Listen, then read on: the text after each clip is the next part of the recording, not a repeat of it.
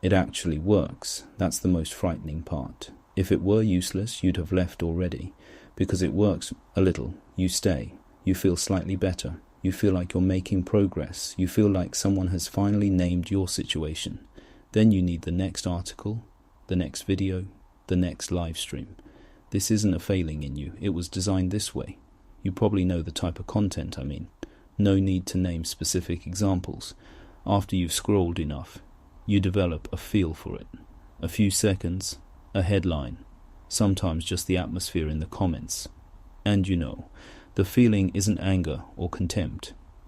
It's something more subtle. You sense what's being done to you, but you can't quite say what it is. Let me say what it is.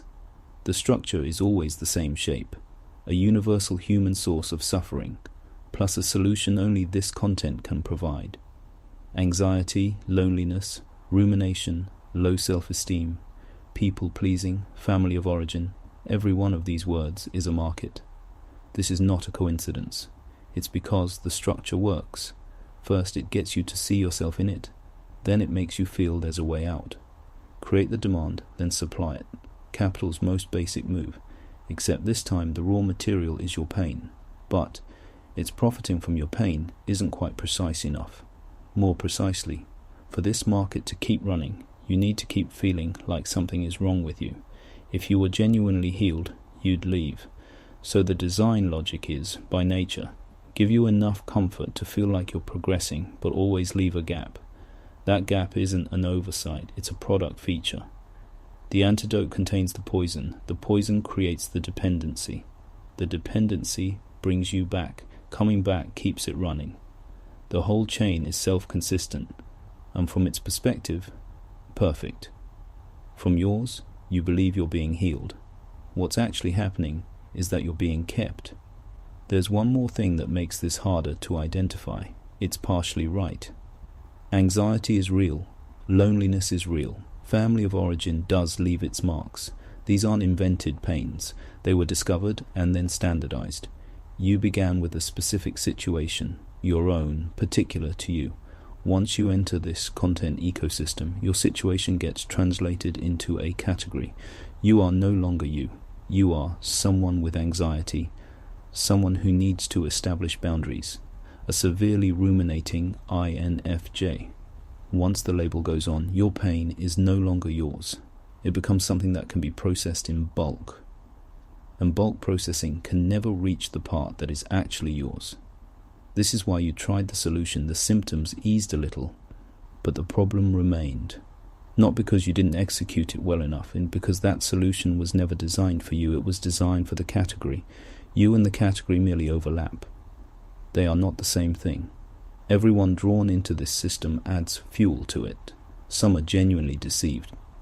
They truly believe they're being helped. But some, if honest, are willing to be deceived. Real thinking is effortful. Pursuing why is painful. This content offers a lower friction alternative. You don't need to actually understand yourself. You just need to find yourself in the category and follow the steps.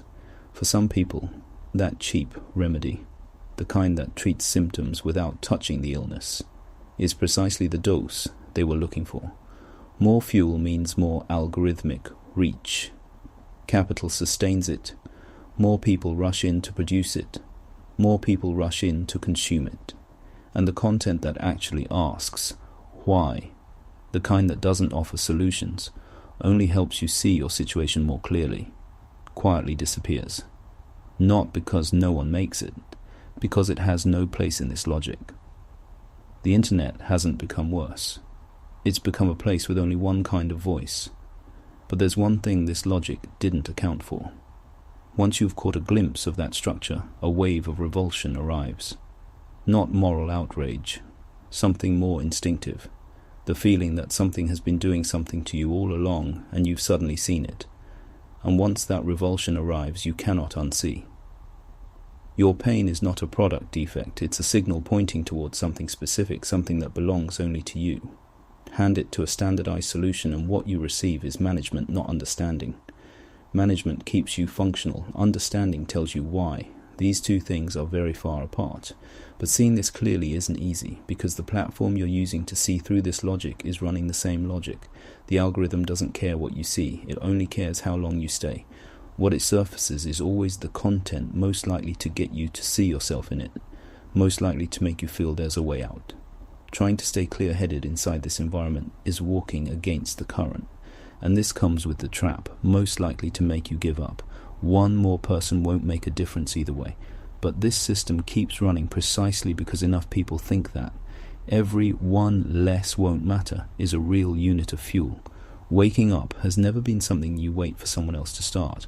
After all, every person who stops chasing solutions is one more opening for why.